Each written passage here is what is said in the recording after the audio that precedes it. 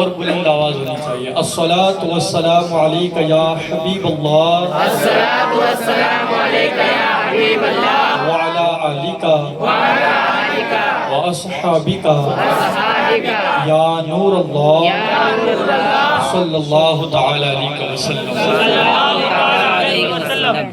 قابل مبارکباد ہے ہم سب لوگ.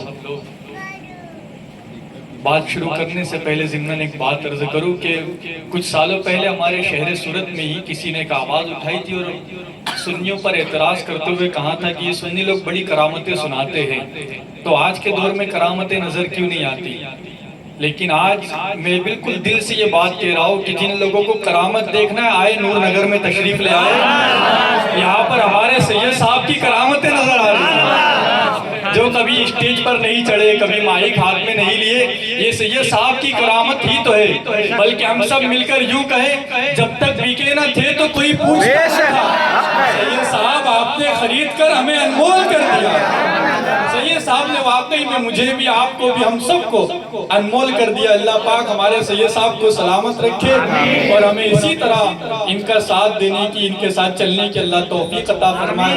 سید صاحب آپ ان تمام نعت خوانوں کی تاریخ مجھے عطا فرمائے عید میلاد کے مہینے میں، تاکہ میں اپنے محلے میں بھی ان نعت خوانوں کی نعتوں کی محفل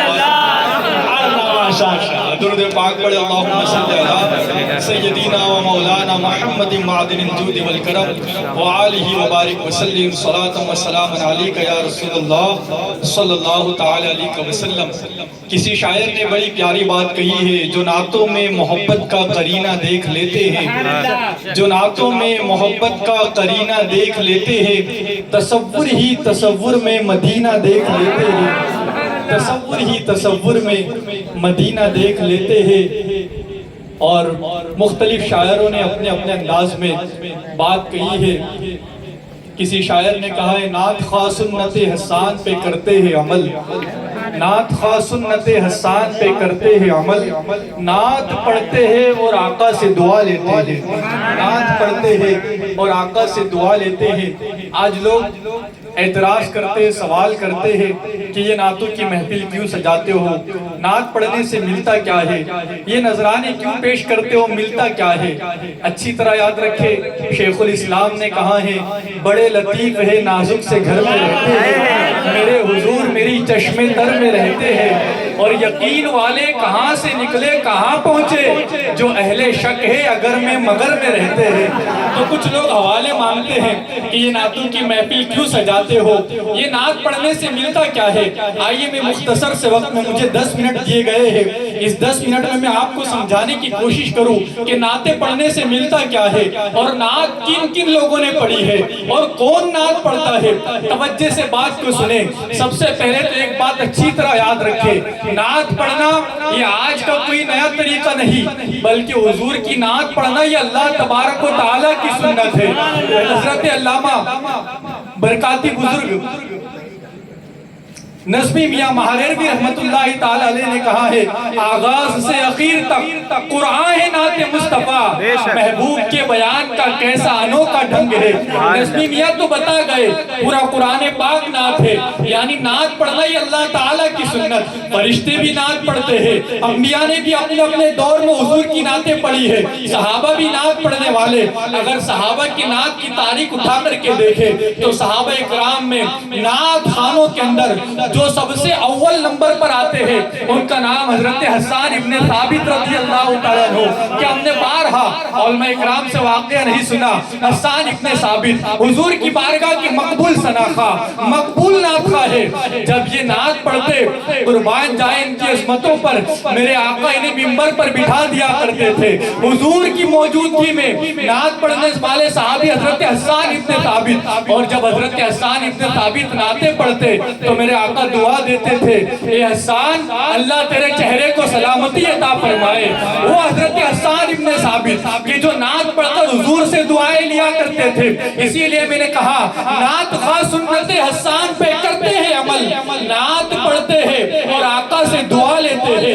اس لیے علماء فرماتے ہیں کہ جب حضرت حسان ابن ثابت بزرگی کے عالم میں پہنچ گئے، بڑھاپے کی منزل پر پہنچ گئے، اور اگر جوانوں کے ساتھ بھی چلتے تو جوانوں کے چہرے پھیکے نظر آیا کرتے تھے، اور حضرت حسان ابن ثابت ثابت کا چہرہ جوانوں سے زیادہ خوبصورت نظر آیا کرتا تھا۔ حضرت حسان کے چہرے کو یہ برکتیں کہاں سے ملی؟ تو جواب ملے گا یہ نعت مصطفیٰ کی برکتوں سے ملی ہوئی ہے، نعت مصطفیٰ کے صدقے میں ملی ہوئی ہے۔ میرے پیارے آقا علیہ السلام کے پیارے دیوانوں، پھر آگے پڑھتے جائیں، صحابہ کے بعد اولیاء اکرام نے بھی نعتیں پڑھی ہے۔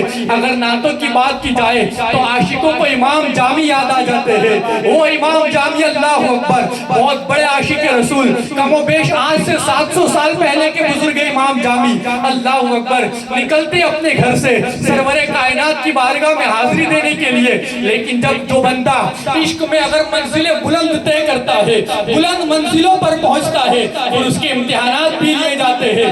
امام جامی ادھر گھر سے نکلے ہیں مدینے پاک کی حاضری کے لیے، اور ادھر میرے آقا مصطفیٰ جان رحمت مدینے کے گورنر کی قسمت کو بیدار کرتے ہیں، اور گورنر کے خواب میں حضور کی زیارت نصیب ہوتی ہے۔ یہ خواب میں حضور کو دیکھتا ہے، لیکن میرے آقا خواب میں آنے کے بعد ارشاد فرماتے ہیں کہ اے مدینے کے گورنر، تم سو رہے ہو، جاگو، اور جو عبد الرحمن جامی آ رہا ہے اسے مدینے آنے سے روک دو، اسے مدینے میں داخل نہ ہونے دیا جائے۔ اللہ اکبر، یہ مدینے کا گورنر اٹھتا ہے، اور جتنی سرحدیں ہیں مدینے کی ہر جگہ پہرا لگا دیا جاتا ہے کہ فلاں نام کا شخص آئے تو اسے مدینے میں داخل نہ ہونے دیا جائے، اس کی انٹری نہ کی جائے۔ اللہ اکبر، امام جامی آتے ہیں، سرحد پر پکڑ لیے جاتے ہیں، پھر واپس لوٹائے جاتے ہیں۔ اللہ اکبر، امام جامی کا عشق ہے کہ مدینے جانے سے رکتے نہیں ہیں، نعت پاک سنانے کے لیے مدینے جا رہے ہیں، حضور کی بارگاہ میں نعت پیش کرنے کے لیے مدینے جا رہے ہیں، لیکن روکا جا رہا ہے سرحد پر۔ جب روکا گیا، ایک قافلے والا جو مصر سے قافلہ آ رہا تھا، امام جامی جاتے اور کہتے ہیں کہ مجھے بھی اپنے ساتھ مدینے لے چلو۔ قافلے والوں نے انکار کیا خبر سن کر کے کہ تمہیں تو سرحدوں پر روک دیا جائے گا، مدینے میں داخل نہیں ہونے دیا جائے گا۔ اس کے بعد امام جامی کو ایک صندوق کے اندر بند کر کے چھپا دیا گیا، اور اس طرح مدینے میں داخل کروایا گیا، لیکن مدینے کی سرحد پر پھر روکا جا رہا ہے۔ پھر صندوق چیک کیے گئے، امام جامی کو سرحد پر روک دیا گیا، پھر وہاں سے واپس پلٹا دیا گیا۔ اس کے بعد اللہ اکبر، پھر امام جامی واپس آتے تڑپ کر کے کہ مجھے مدینے جانا ہے، مصطفیٰ کی بارگاہ میں نعت پیش کرنی ہے۔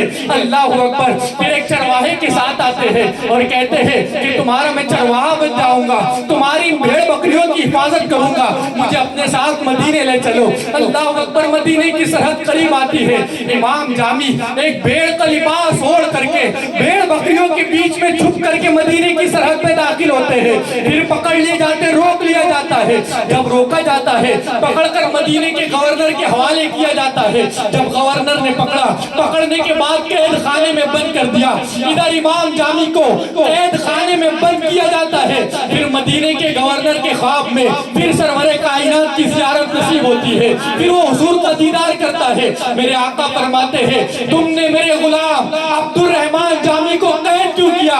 وہ کوئی مجرم نہیں ہے، اسے مدینہ آنے سے اس لیے روکا جا رہا ہے کہ اگر وہ مدینہ آ کر اپنی نعت پیش کر دے گا تو مجھے مزار سے نکل کر اس سے مصافحہ کرنا پڑے گا، اگر وہ اپنا کلام پیش کرے گا تو پھر مجھے مصافحہ بھی کرنا پڑے گا، اس لیے روکا جا رہا تھا، لیکن اس کو رہا کر دو، اس کو آزاد کر دو۔ اللہ اکبر، یہ نعت خوانوں کو انعام ملا کرتے ہیں۔ اللہ اکبر، اگر اور آگے بڑھے تو ایک اور نعت خواہ ہے جن کا نام تاریخ میں شرف الدین آیا ہے۔ یہ شرف الدین کا حال یہ ہے، بادشاہوں کی شان میں قصیدے لکھتے ہیں اور بادشاہوں کے دربار میں جا جا کر قصیدے سناتے ہیں، بادشاہوں کی شان میں لکھ کر ان کو سناتے ہیں، بادشاہ خوب انعامات سے نوازتے ہیں، خوب دولت ملتی ہے۔ ایک مرتبہ ایک بادشاہ کو اس کی شان میں قصیدہ سنا کر خوب انعام لے کر اس کے محل سے نکلے، اپنے گھر کی طرف جا رہے تھے، راستے میں ایک مجذوب سے ملاقات ہوئی۔ مجذوب کہتے ہیں اے شرف الدین، کیا کبھی حضور کی بارگاہ میں بھی کچھ لکھا ہے؟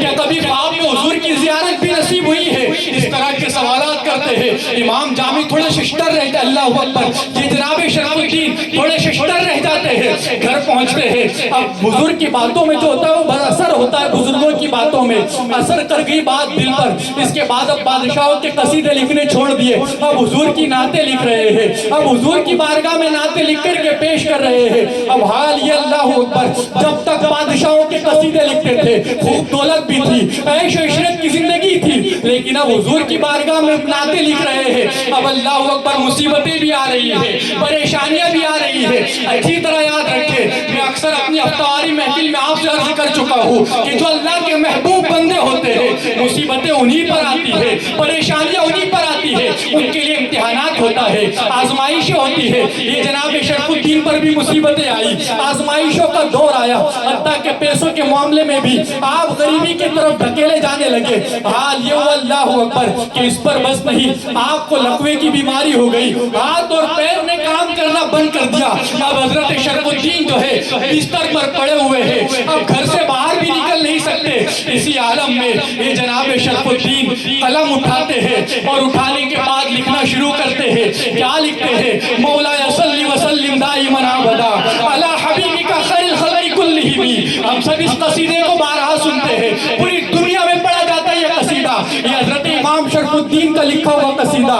اللہ اکبر, لکھنا شروع کیا اور کم و بیش ایک ہی وقت میں آپ نے 170 سے زیادہ اشعار لکھ لیے بستر پر. اور لکھتے لکھتے آنکھوں سے آنسو بھی جاری ہے اور روتے ہوئے آنکھ لگتی ہے, ادھر آنکھ لگتی ہے, قسمت بیدار ہو جاتی ہے.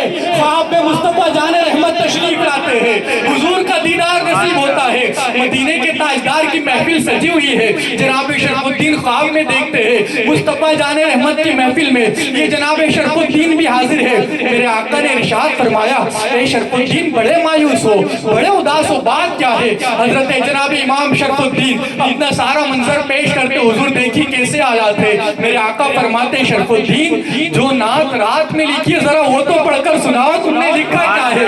اللہ اکبر. اب امام شرف الدین حضور کی محفل میں اپنا قصیدہ پڑھ رہے ہیں. مولا صلی وسلم دائما ابدا علی حبیبک خیر الخلق کلہم.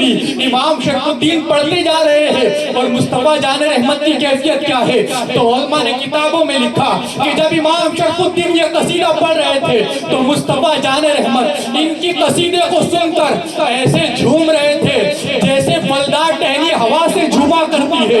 اس انداز میں مصطفیٰ جھوم رہے ہیں, مصطفیٰ وجد کے عالم میں ہے. جب انہوں نے پڑھنا مکمل کیا, میرے آقا قریب تشریف لائے, ان کے جسم پر ہاتھ پھیرا اور اپنی مزمل والی چادر, مدثر والی چادر مصطفیٰ جان رحمت نے امام شرف الدین کو عطا فرما دی. امام شرف الدین کہتے ہیں ابھی خواب مکمل ہوا, آنکھ کھلی تو کیا دیکھا, پورے گھر میں خوشبو کا ماحول ہے اور جو چادر خواب میں مصطفیٰ نے عطا فرمائی ہے وہ چادر میرے کندھوں پر موجود ہے. اور مصطفیٰ نے جسم پر جو ہاتھ مبارک پھیرا, برکتیں یہ ملی کہ لقوے کی بیماری بھی دور کر دی گئی. جو حضور کی بارگاہ کے نعت خواہ ہوتے ہیں پھر مصطفیٰ نعت خانوں کو ایسا نوازا کرتے ہیں, ایسا نوازا کرتے ہیں, آئے دور نہ چلے 14ویں صدی کے مجدد کو بھی دیکھے. نعت پڑھتے پڑھتے جب مصطفیٰ کی بارگاہ میں پہنچتے ہیں تو صلہ یہ ملتا ہے, میرے آقا قبر انور سے نکل کر زیارت عطا فرما دیتے ہیں, میرے آقا اپنی زیارت عطا کرتے ہیں.